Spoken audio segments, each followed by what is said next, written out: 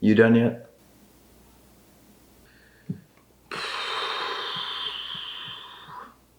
How about now? Okay, so you're going through all these different ways that people criticize movies wrong.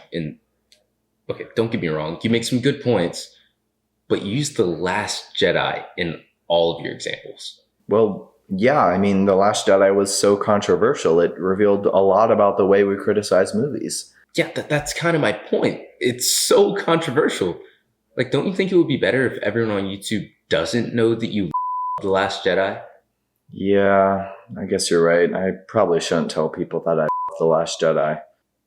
All right, well, I'll just go through the script and replace the examples, and then nobody will know that I The Last Jedi. All right, yeah, sounds good. Yeah, I mean, what could go wrong? All right, guys, we need to talk about plot holes, plot holes, Plot holes. plot holes, plot holes, plot holes. Over the past decade or so, plot holes have become really common in film criticism. And if you've been on the internet in the past, ever, you've probably seen some article or video about the top 10 plot holes in a certain movie. But why do they matter? Pretty much the only answer to that question I've heard is that they take you out of the experience. So before we go any further, let's distinguish between two different kinds of plot holes: noticeable and unnoticeable. Noticeable plot holes are the ones that you pick up on while you're watching a movie, while as unnoticeable ones you don't find out about until after you've already seen the movie. So if the only argument against plot holes is that they take you out of the experience, well, that argument only applies to plot holes that you noticed while you were watching a movie. So if you find out about a plot hole by watching a YouTube video or reading an article, well, none of those plot holes actually affected you while you were watching the movie. So do they really matter? For example, a couple years ago, one unnamed movie that definitely isn't The Last Jedi was criticized for having a scene that supposedly contradicted previous movies. Why has no one ever thought to use light speed as a weapon? But did you really notice that when you were first watching that scene? I mean, I didn't, but if you did, then I feel really bad for you, because that scene was awesome.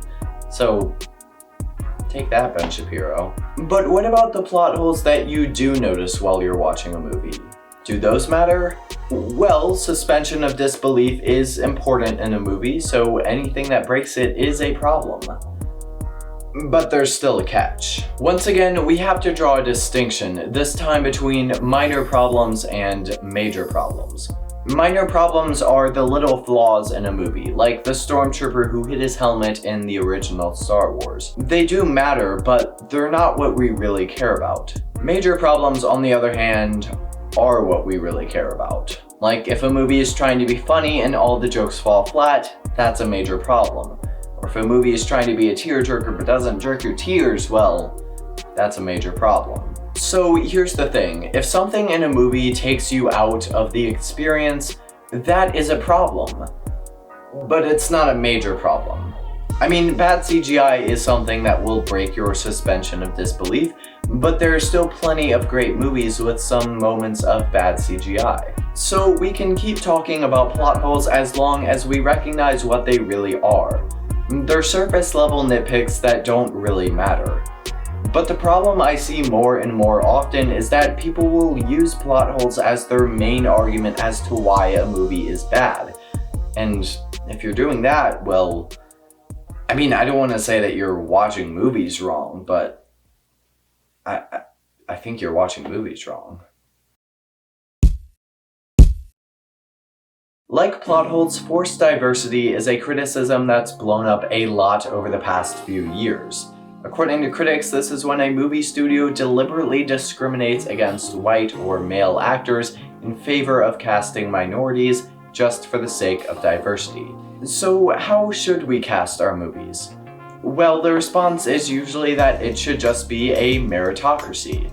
Basically, actors should get roles based on their skill and how well they fit the role, and race and gender should only be taken into account if a character has to be a certain race or gender. Sounds pretty reasonable, but here's the question.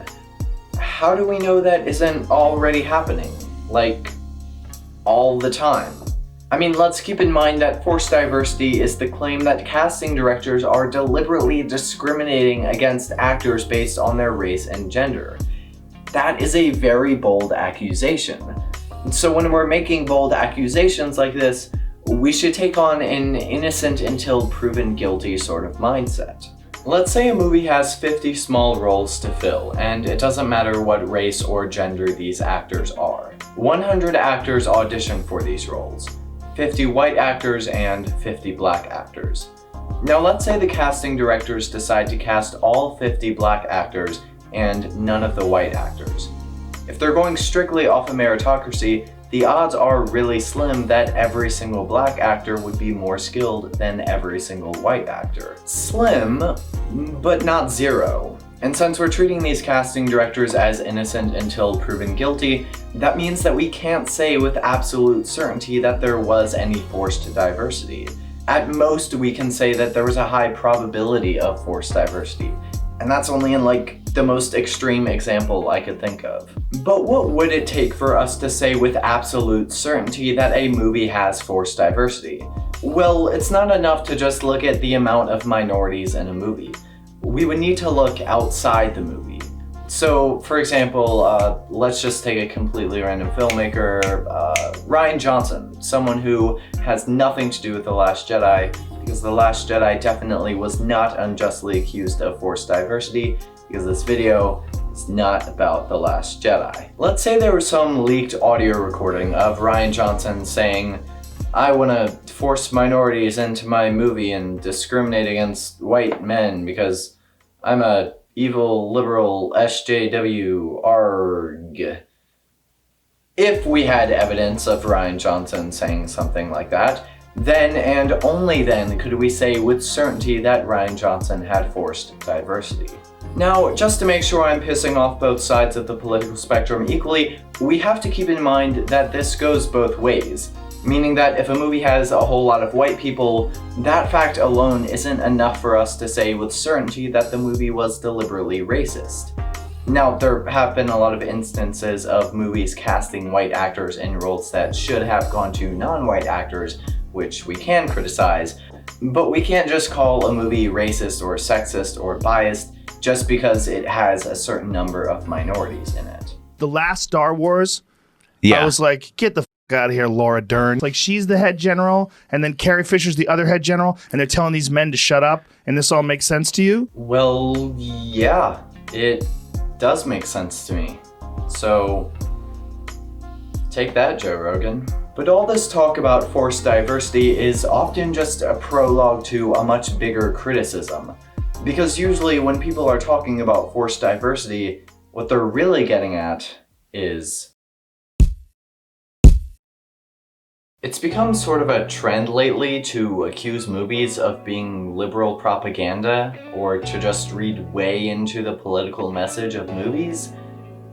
And I think I know why. You see, when we talk about the underlying message in a movie, or really in any story, there are two kinds of claims we can make: interpretive claims and empirical claims. An interpretive claim is just any interpretation of a movie. It's subjective and personal. They usually start with "I think" or "I feel." An empirical claim, on the other hand, is objective. They're claims about what the filmmakers themselves intended.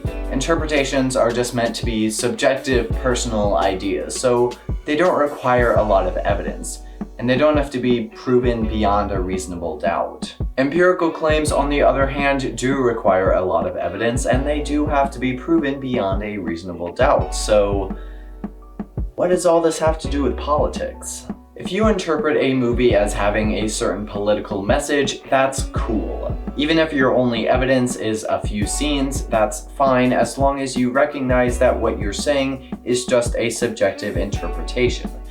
But if you accuse a movie of being propaganda, or if you say that politics has ruined a movie or franchise, well, now you're making an objective claim, which means you need evidence. So what would that look like? Well, let's once again use our completely random filmmaker, Rian Johnson.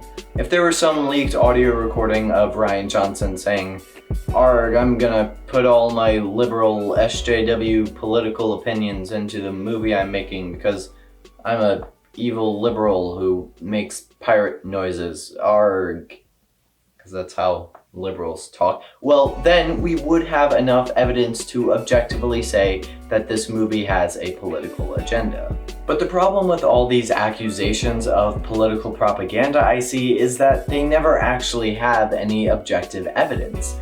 They just point to a couple scenes which only vaguely support what they're saying.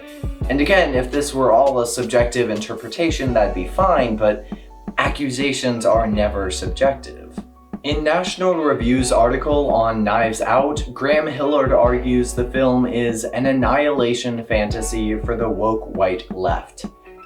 And his whole argument is pretty much, hey, the good guy is an immigrant and the bad guys are white. Sounds like liberal propaganda to me. And not once does he consider any alternative possibilities, like maybe the protagonist is an immigrant because it's important for her character motivations. It's also been argued that The Force Awakens is racist because it chose to make Rey the Jedi instead of Finn.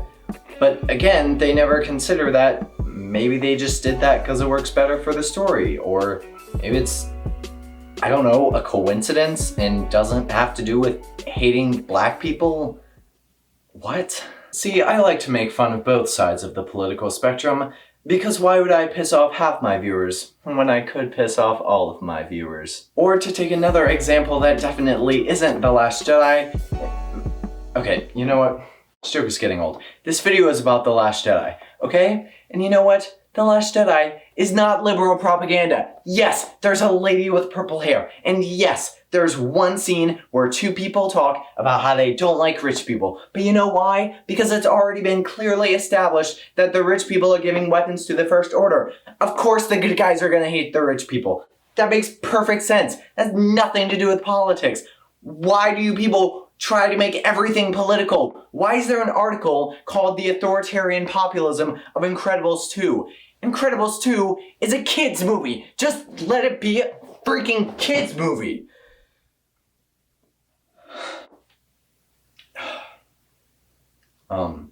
If you like this video, be sure to hit the buttons.